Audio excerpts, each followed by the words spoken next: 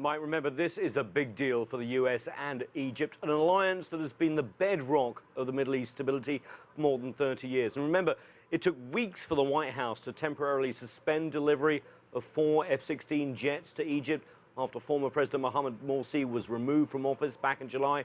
And still the US won't label that removal as a coup, since it would mean it would be forced to cut off aid under US law.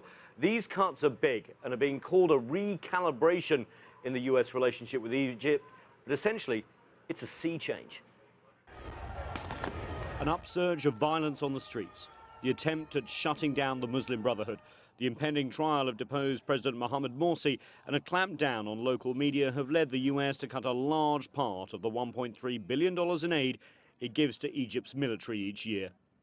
You know, we're not going to continue with business as usual. That's been, I think, demonstrated by some of the decisions that have already been made when it comes to certain military systems. Among the military systems now to be suspended are F-16 jet fighters, M1 tanks, Harpoon missile systems, and Apache helicopters.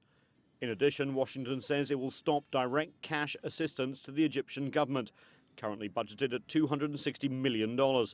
US aid will now be directed at social programs in Egypt that promote health, good governance, and the private sector.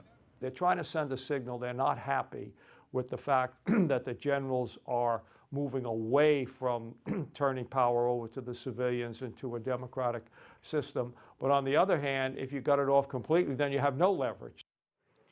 Yeah, whether withholding $260 million and the weapon systems will have any effect on Egyptian policy remains to be seen. Remember, Gulf states like Saudi Arabia have pledged billions of dollars to Egypt since the removal of Mohamed Morsi, and billions more pledged by other countries.